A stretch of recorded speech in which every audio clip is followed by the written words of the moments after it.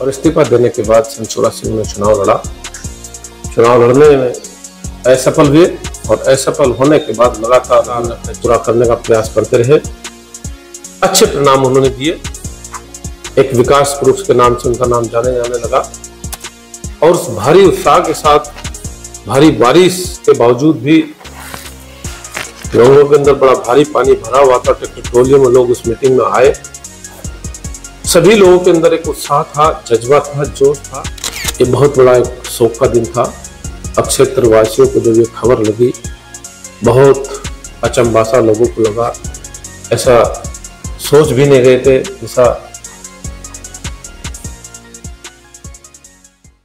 किससे GD news के साथ आज जिस शख्सियत की हम जिक्र करेंगे, जिनके ये जीवन परिचय पे बातचीत करेंगे, जिनकी बायोग्राफी की जो है दर्शकों के सामने लाने का हम प्रयास करेंगे, वो न केवल जो प्राइमरी स्कूल के अध्यापक रह के अपने बच्चों को या वहाँ पे जो पढ़ने वाले विद्यार्थियों को क्या क्या गागा सिखाने का उन्होंने न केवल काम किया, उन्होंने जो उत्तर प्रदेश की विधानसभा में जाकर भी जनता की आवाज़ बुलंद करने का काम किया। हाजी हम बातचीत कर रहे हैं, चर्चा कर रहे हैं किससे जीडी न्यूज़ के साथ, जिसकी आज बायोग्राफी की हम चर्चा कर रहे हैं। उनका नाम है मास्टर कंवरपाल सिंह। मास्टर कंवरपाल सिंह गंगो विधानसभा या हाल फिलहाल में जो विधानसभा बनी है, उस समय जो गंगो कस्बे के नाम से जो है एक गाँव उस कस्बे में आता था जिसका नाम था दूधला। दूधले के गाँव में जो है चौधरी संदल सिंह के परिवार में बेटे के रूप में जन्म लेने वाले 4 बच्चों में तीसरे नंबर के मास्टर कंवरपाल सिंह जी का जन्म हुआ। माता छोटी देवी के गर्भ से वो पैदा हुए और उनके संस्कार और उनके क्या कार्य सीख कर वो बड़े हुए। उन्होंने पास के कॉलेज में जाके ग्रेजुएशन करने का कार्य किया। नहीं केवल ग्रेजुएशन किया, उन्होंने बीटीसी भी की और बीटीसी करने के बाद आप जो सरकारी अध्यापक के रूप में पास के गांव जो है डोबर किशनपुर में गए और वहाँ पे जाके अध्यापन का कार्य कुछ वर्षों तक किया। उसके बाद राजनीति में आए और राजनीति में आने के बाद में उन्होंने अपना पहला चुनाव सन 1984 में लड़ा। चुनाव लड़ा, हार गए। 5 चुनाव उन्होंने अपने जीवन में लड़े, जिसमें से 3 चुनाव में वो कामयाब होने का उन्होंने काम किया और जनता की सेवा उन्होंने हर संभव प्रयास करके किया और एक नाम कमाया जिसका नाम था विकास पुरुष के नाम से वो जाने जाते थे। जनता की सेवा करते करते वह जनता का लाल सन 99 नवंबर 2012 एक लंबी बीमारी के चलते काल का ग्रास बन गए। यादें सहज रह गई, न केवल याद रही, उन यादों को बढ़ाने वाले उनके पुत्र प्रदीप चौधरी ने जो उनकी राजनीति को आगे बढ़ाने का कार्य किया। किससे जीडी न्यूज़ के साथ बातचीत करेंगे, चर्चा करेंगे और ये भी जानेंगे कि ये राजनीति शुरुआत कैसे हुई और जीवन जो गाँव का जीवन था वो कैसे बीता। हमारे साथ में जो सांसद प्रदीप चौधरी जी हैं, हमारे साथ में जो बातचीत इनसे करेंगे, चर्चा करेंगे और जो किसी जीडी न्यूज़ के साथ में जो हमारे जो प्रोग्राम है उसमें जो बायोग्राफी जो चौधरी कंवरपाल सिंह जी की रहेगी। इनसे चर्चा करेंगे और जो राजनीतिक क्या कार्य इन्होंने सीखे, उस राजनीति को आगे बढ़ाने का उन्होंने काम किया, उस पर भी चर्चा की जाएगी। जी चौधरी साहब, आपका जो बहुत बहुत स्वागत है। धन्यवाद, आपका भी स्वागत है। जी शुरुआत यहीं से करते हैं कि जो आपने बचपन में जो मास्टर कंवरपाल जी के जो बहुत आप जो पुत्र हैं उनके बहुत नज़दीक से जो है उनके संस्कार सीखने का कार्य, उनके आदर्श और सिद्धांत सीखने का कार्य आपने किया। उस सिद्धांतों को आप आगे बढ़ा भी रहे हैं। बचपन में जो है कैसा उनके साथ में जो है जो पिता पुत्र का एक वास्ता रहता है, पुत्र के साथ में पिता का, किस तरह का जो है आपके साथ में जो है उनको जो सानिध्य रहा है, किस तरह के आपको जो संस्कार सीखने का जो है उनसे जो मिले हैं? देखिएगा, उनका जीवन वास्तविक रूप से पूरा बड़ा संघर्षपूर्ण जीवन उनका रहा और सरकारी सेवाएं भी देने का काम किया। अध्यापक रहते हुए भी अनुशासन के मामले में बड़े सख्त रहते थे। घर में भी वो अनुशासन बना करके रखने का पूरा प्रयास करते थे और अध्यापक रहते हुए स्कूल में भी बच्चों को बड़े सिस्टमेटिक तरीके से वो रखने का कोशिश उनके द्वारा जारी रही। अध्यापक रहते रहते उन्होंने चुनाव लड़ने की जो स्थिति बनी, अध्यापक के नाते रहते उन्होंने इस्तीफा दिया और इस्तीफा देने के बाद सन 84 में चुनाव लड़ा। चुनाव लड़ने में असफल हुए और असफल होने के बाद लगातार उन्होंने अपने जीवन को बहुत सरल बना करके लोगों की सेवा करने का काम किया है और लोगों के द्वारा उनको बहुत अपार समर्थन और सहयोग दिया गया। उन्होंने भी अपने आपको बहुत ही ऐसे अपने जीवन को उन्होंने जिया जिस जीवन के बारे में हमें अगर सोचे भी तो उस समय की राजनीति और इस समय की राजनीति में आज की तारीख में बहुत अंतर देखने को मिलता है। हर घर में उन्होंने अपनी पहचान बनाई, हर घर में पहुंचने का उन्होंने प्रयास किया, हर व्यक्ति के दिल पर अपनी छाप छोड़ने का उनका अथक एक प्रयास था और इसी प्रयास में लगातार वो लगे रहे। सन 89 का जब चुनाव आया, उन्हें चुनाव लड़ा और चुनाव बहुत अच्छे मार्जिन से वो जीते और जीतने के बाद थोड़े समय विधायक रहे। सन 91 में फिर सरकार गिर गई, 91 में फिर दोबारा चुनाव हुआ, फिर 91 में फिर चुनाव लड़े, फिर चुनाव जीते और 93 में फिर सरकार गिर गई, 93 में फिर चुनाव हुआ। यानी कि 2 बार विधायक बनने के बावजूद भी वो फिर अपने कामों को लगातार पूरा करने का प्रयास करते रहे। अच्छे परिणाम उन्होंने दिए, एक विकास पुरुष के नाम से उनका नाम जाने जाने लगा। 93 में जब चुनाव हुआ, बहुत कम मात्र 27 वोट से चुनाव हार गए। हारने के बाद लगातार लोगों के बीच में रहे, अपना जीवन लोगों को समर्पित करने का काम करते रहे। 96 में निर्दलीय चुनाव लड़े और निर्दलीय चुनाव लड़ने के बाद अपार समर्थन और सहयोग लोगों को द्वारा उनको दिया गया। उस चुनाव में लड़ने से पहले एक मीटिंग की गई गंगों के अंदर मंडी में। भारी बारिश उस मीटिंग में देखने को मिली।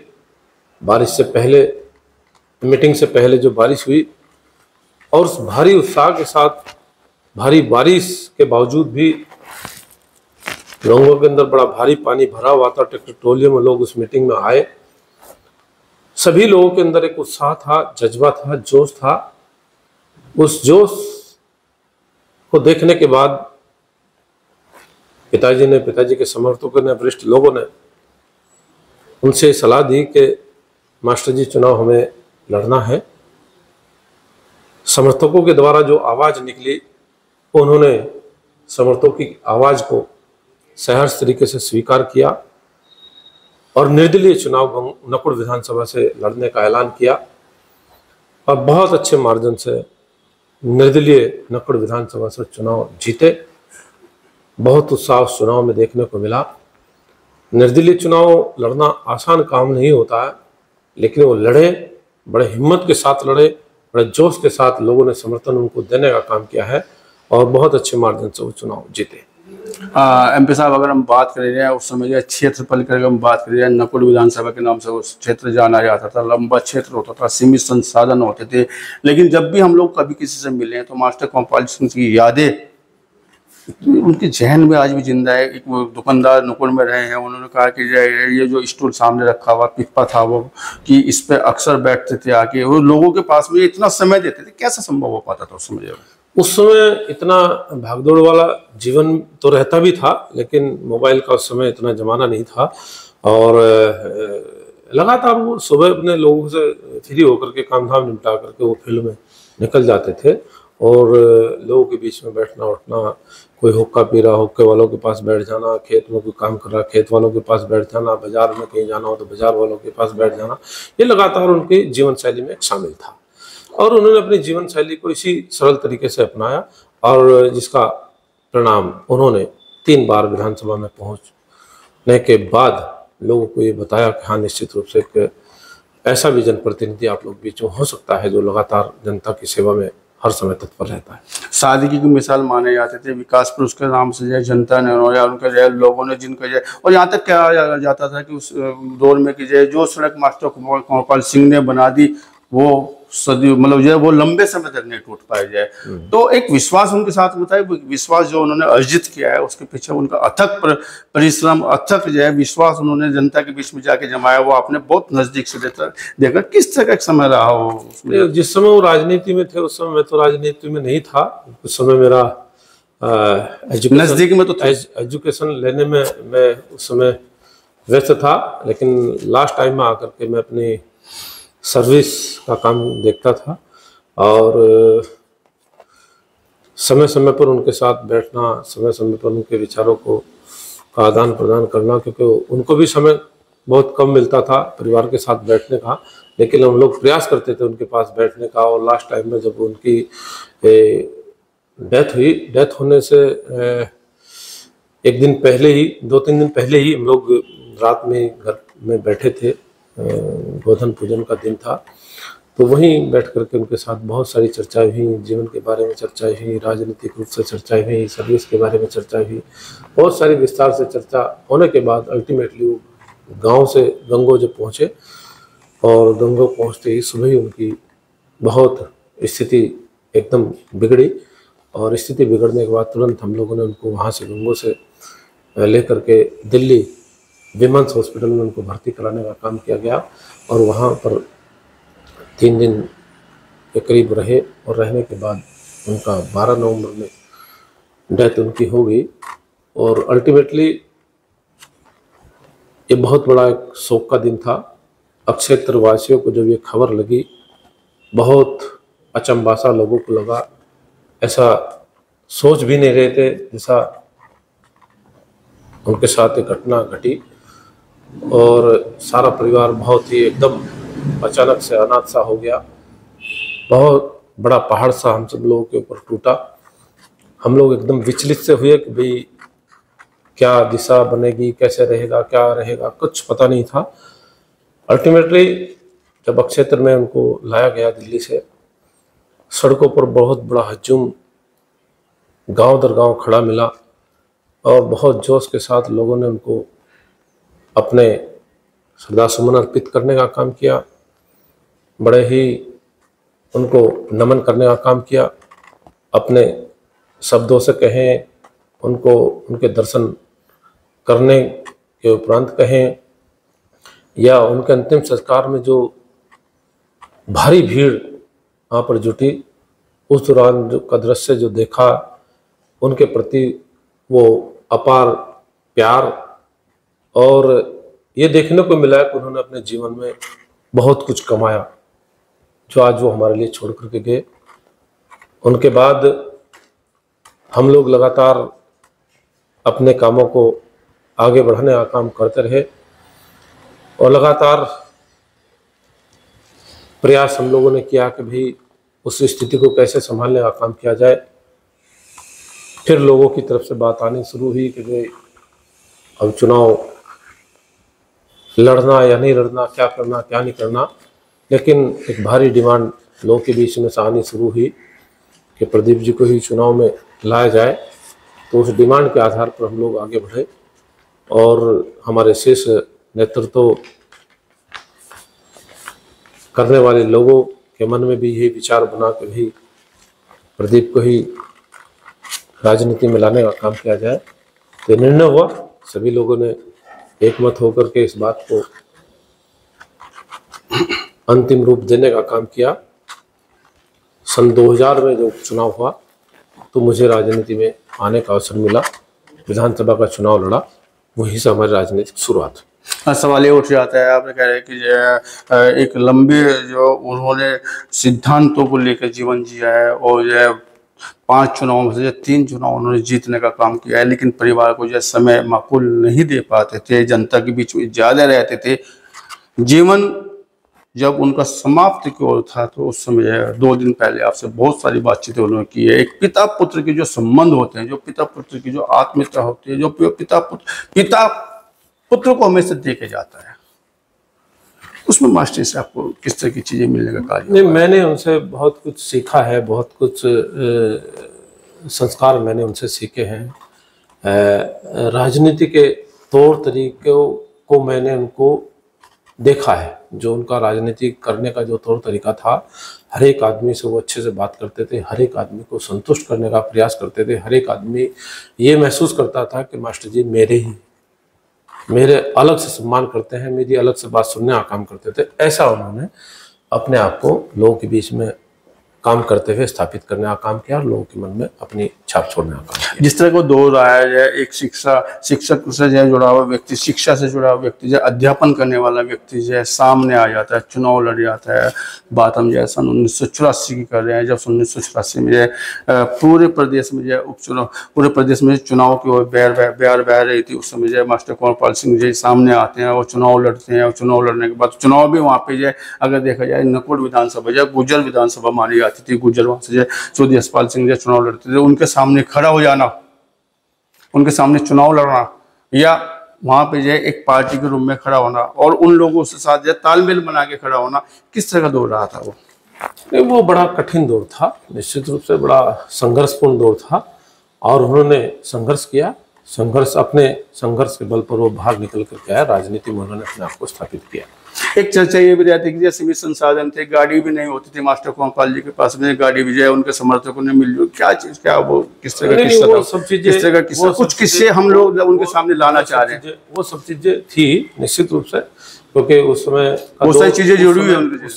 उस समय का जो दौर होता था, लोग सहयोग समर्थन भी खूब करते थे और चुनाव में भी सहयोग करने का काम करते थे, और साथ ही साथ अपने संसाधनों से, किसी के पास ट्रैक्टर और ट्रैक्टर के साथ सहयोग करने का काम करता था, चुनाव में प्रचार करने का काम करता था, और किसी के पास गाड़ी होती थी, गाड़ी अपनी वो निःशुल्क लगा करके चुनाव में नहीं, क्या चर्चा से ये कि एम्बेसडर गाड़ी जो उनके समर्थकों ने उनको दी गई, सहयोग करके हैं। बहुत मैं बताता रहा हूँ कि यहाँ तक कि गंगोजों में खेल रहे, वो भी समर्थकों का बहुत अपार समर्थन, सहयोग हर प्रकार से उनको मिलता रहा है।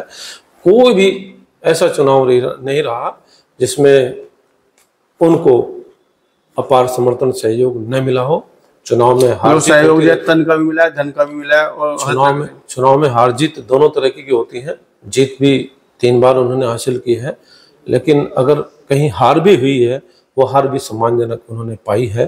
तो मैं समझता हूँ कि जिस प्रकार से एक आध चुनाव लड़ने के बाद दूसरे चुनाव में जमात तक जब्त हो जाती है, तो ऐसी स्थिति उनके समर्थन ने उनकी होने नहीं दी। हमेशा सम्मानजनक उनको वोट देने का काम किया है और सम्मान पाया है, और सम्मान लोगों को उन्होंने देना। आप बहुत नजदीक मन कर रहे हैं, परिवार का जो हिस्सा भी यहाँ परिवार में, जो उनके बेटे भी रहे, तो जो क्या ऐसा कोई किस्सा आपके सामने उनका नजर आ रहा है या आपके याद में आ रहा है कि जो जीडी न्यूज के माध्यम से जो दर्शकों को बताया जाए, जो एक बहुत अच्छे से जो है उसकी प्रेरणा मिले दर्शकों को, हम लोगों को बहुत अच्छे से, क्योंकि वो अक्सर गंगों में रहते थे, अपना भोजन गाँव से वो वहीं मंगवा लेते थे, गंगों में ही, और सभी लोगों के साथ दिन में क्षेत्र के लोगों से मिलना जुलना करने के बाद रात में जब लौट करके गंगो घेर पर आते थे।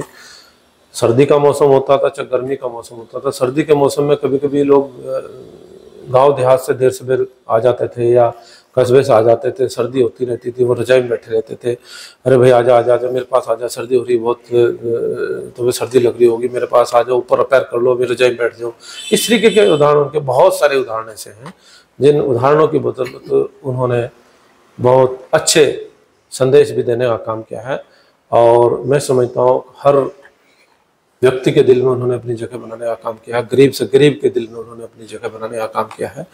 कोई बरसात में भीगा हुआ भी अगर आदमी आ गया, पसीने में भीगा हुआ भी आ गया, तो उसको भी छाती से लगा करके वो बात करते थे और उसके दिल से बात सुनने का काम करते थे, दिल से उसकी मदद करने का काम करते थे। एक ईमानदार, सिद्धांतवादी और अनुशासित पिता होने के साथ साथ एक विधायक पिता होने का आपको गर्व हमेशा रहा होगा। क्या कभी ये भी लगा कि मैं विधायक पुत्र हूँ और मैं बहुत कुछ कर सकता हूँ, या उनके छत्र छाया में आपको लगा है कि जैसे आज के कल्चर में बहुत सारे बच्चे जिनके जो है पापा जो है उनके जो मंत्री या कुछ ऐसे रहते हैं, विधायक रहते हैं कि जो हम तो बहुत कुछ हो गए हैं, आपके मन में भी कभी इस तरीके से? हमारे मन में कभी ऐसा भाव नहीं आया। हमने वो ठीक, हमने हमारे पिताजी राजनीति में थे और उन्होंने बड़े बड़े मुकाम भी अच्छे हासिल किए हैं, अच्छे भाई जिलाध्यक्ष भी रहने का अवसर उन्होंने मिला है, 3 बार विधायक भी रहने का अवसर मिला है, बड़े बड़े कार्यक्रम, बड़े बड़े योजनाबद्ध तरीके से उन्होंने अपने आप को आगे बढ़ाने का काम किया है।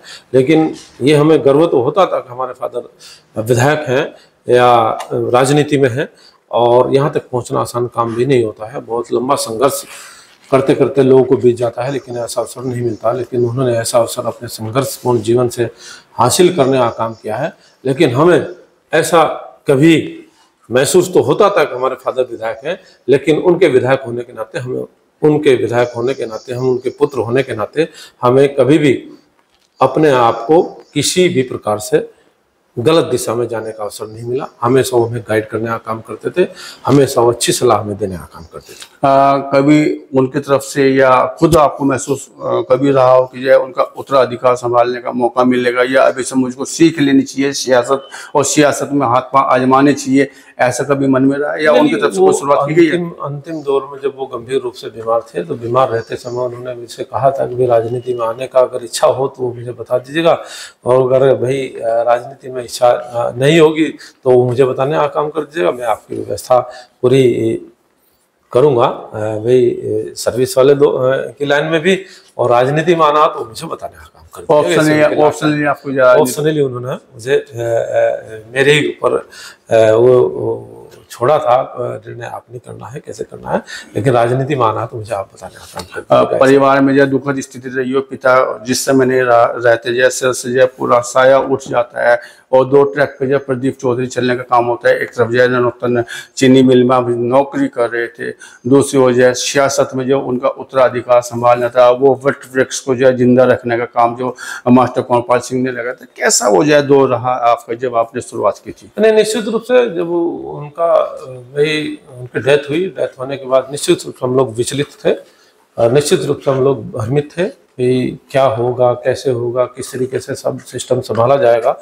एक हमारे मन में बड़ा एक प्रश्न था, लेकिन कुल मिलाकर के धीरे धीरे समय बीतता गया। लोगों का समर्थन मेरे साथ उसी प्रकार से जुड़ा। लोगों ने आ करके मुझे समझाया, मुझे बुझाया, मुझे हौसला देने का काम किया, मुझे हिम्मत देने का काम किया, और मेरे तक आवाज़ ये पहुंचने लगी कि भाई प्रदीप को ही हम लोग आगे लाने का काम करेंगे।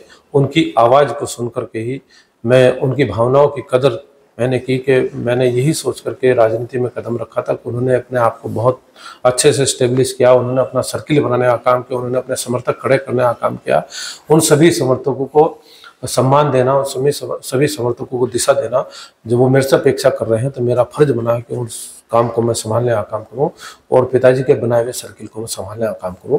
ये सोच करके मैंने राजनीति लगभग 24 साल का आपका जो कार्यकाल या राजनीति में रहा है, किस तरह के सिद्धांतों को लेकर आपने शुरुआत आपने राजनीति की, और जब आज आप जो है 2024 में खड़े हैं लोकसभा चुनाव के हाल फिलहाल जिस तरह का रिजल्ट आया अभी सामने है, तो जो है किस तरह का अनुशासन सिद्धांत और मास्टर कंवरपाल सिंह को जिंदा कैसे रखा गया आपके द्वारा? देखिएगा, हम लोग लगातार उनके बाद उनके विचारों को आगे बढ़ाने का काम करते रहे। उन्हीं प्रकार से कोशिश करते हैं कि भाई वो काम हम लोग उसी प्रकार से संभालने का काम करें। लोगों से मिलना जुलना, लोगों के बीच में आना जाना, लगातार लोगों की सेवा करना, उनके कामों का निष्पादन करना और क्षेत्र के अंदर विकास की गति को देना, ये हमारी हमेशा प्राथमिकता में रही है। और उसी बात को लेकर के हम लोगों को भी विधानसभा के 5 बार चुनाव लड़ने का अवसर मुझे मिला है। 3 बार विधानसभा में पहुँचने का मुझे अवसर मिला है, 1 बार लोकसभा में पहुँचने का अवसर मिला है, 2 बार लोकसभा में लोकसभा का चुनाव लड़ने का मुझे अवसर मिला, 1 बार सफल 1 बार असफल रहा हूँ। लेकिन कुल मिलाकर के हम लोग जनता के सेवक हैं। जनता की सेवा करना हमारी प्राथमिकता है और उनके विचारों को आगे बढ़ाना हमारी हमेशा प्राथमिकता है। उन्हीं के दिए हुए संस्कार आज हम लोग आगे लेकर के चलने का काम करें। मेरा पूरा प्रयास है उनकी बात कहीं भी कम ना हो, उनका सम्मान हमेशा लोगों के बीच में बना रहे, उनके विचार हमेशा लोगों के बीच में बने रहे, ऐसा मेरा हमेशा प्रयास है। कभी ये महसूस होता तो पिता होते तो ये भी हो जाता?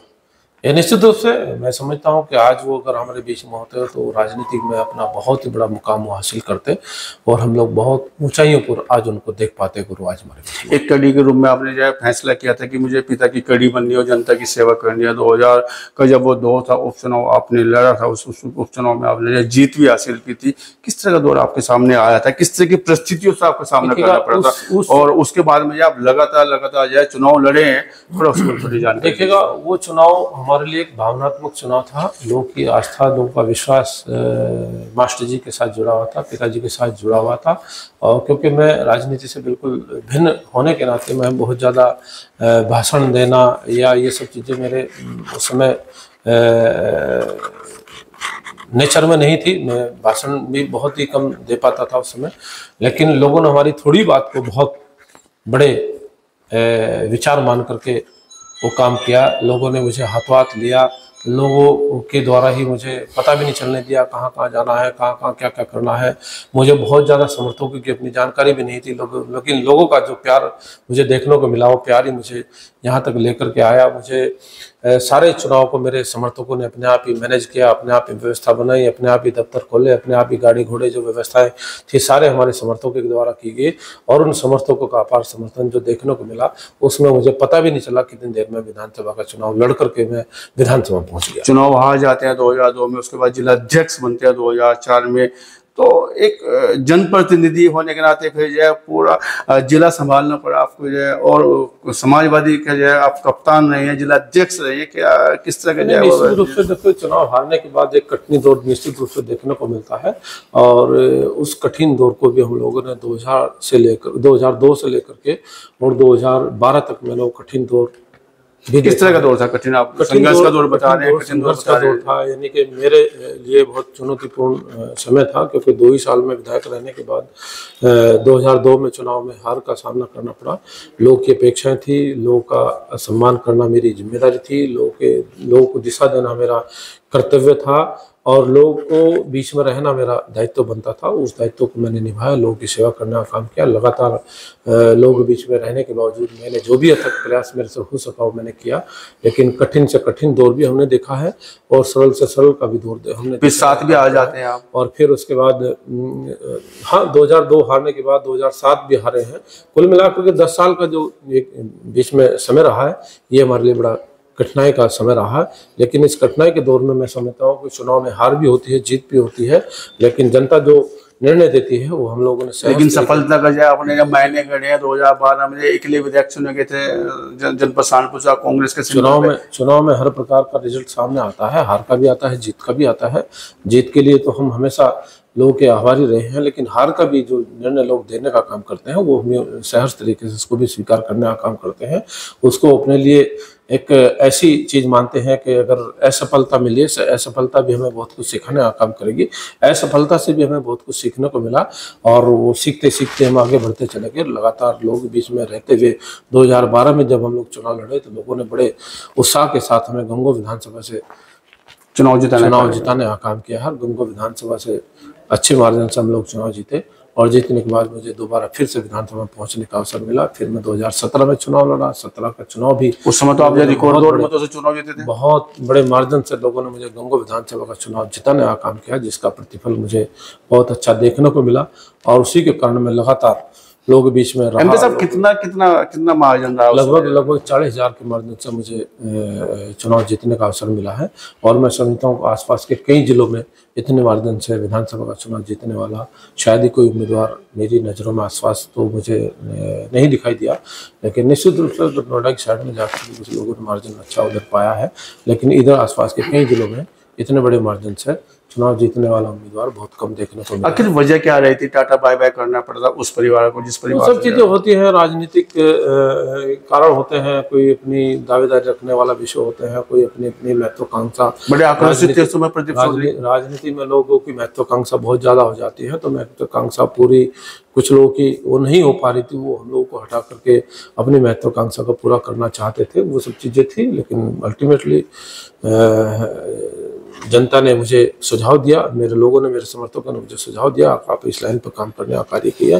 मैं लोगों के उन सुझाव को माना, और लोगों के सुझाव के अनुसार, लोगों की राय के अनुसार मैंने वो निर्णय किया। निर्णय करने के बाद 2017 में भारतीय जनता पार्टी का विधायक बना, और विधायक बनने के बाद 2019 में लोकसभा का जब चुनाव आया, लोकसभा के चुनाव की मुझे तैयारी करने का पार्टी ने मुझे आदेश दिया, और पार्टी ने मुझे प्रत्याशी बना करके लोकसभा कैराना पर अपना प्रत्याशी बना करके मैदान में उतारने का काम किया। मैं लोगों के बीच में गया, लोगों का अपार समर्थन लोकसभा के चुनाव में भी मुझे मिला, और अच्छे मार्जिन से मुझे लोकसभा कैराना भी जीतने का अवसर मिला।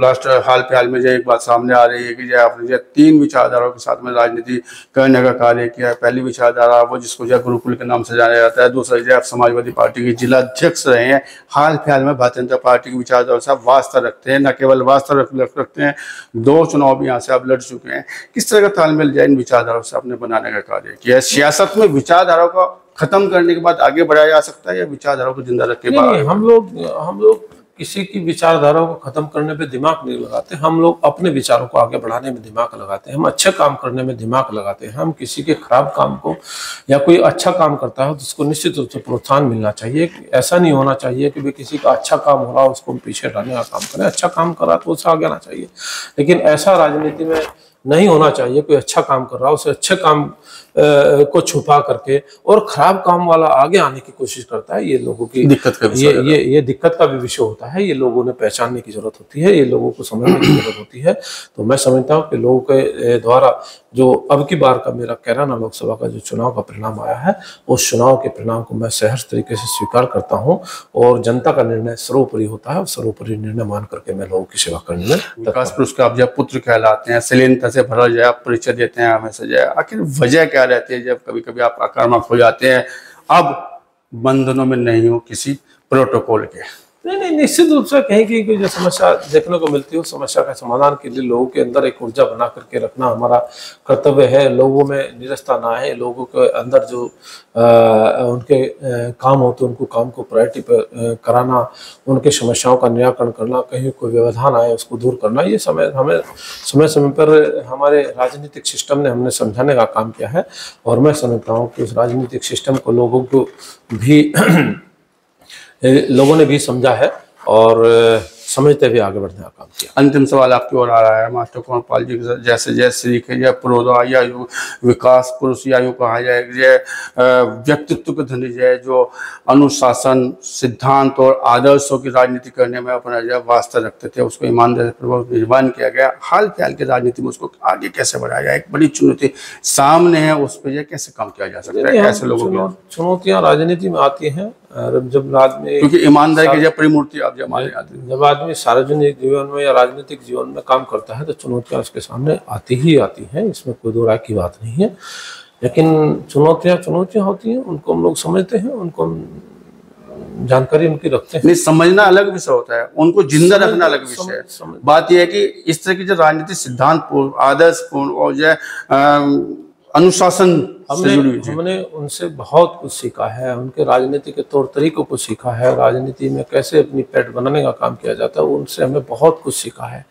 और उनकी ही बदौलत, उनके बनाए हुए फील्ड की बदौलत, उनके बनाए हुए सर्किल की बदौलत, उनके खड़े किए हुए समर्थकों की बदौलत, उनका समर्थकों का जो मुझे सहयोग समय समय पर मिलता रहा, उसी समर्थकों की बदौलत, पार्टी के साथियों की बदौलत मुझे लोकसभा तक पहुंचने का अवसर मिला है कि छोटी बात नहीं है। यह है कि जो उनके सिद्धांतों को जो आदर्शों को आगे बढ़ाने का कार्य किया जाएगा। बातचीत करने के लिए आपका जो है बहुत बहुत धन्यवाद। आप जो है जुड़े रहे और तमाम चर्चा जो मास्टर कुंवरपाल सिंह जी के विषय जो विकास पुरुष के नाम से जो जाने जाते हैं, किससे जुड़े उनके साथ में आप जब बने रहे, पूरी चर्चा आपने की है मास्टर कुंवरपाल जी विकास पुरुष के संबंध में जो है, इसके लिए आपका बहुत बहुत धन्यवाद। धन्यवाद।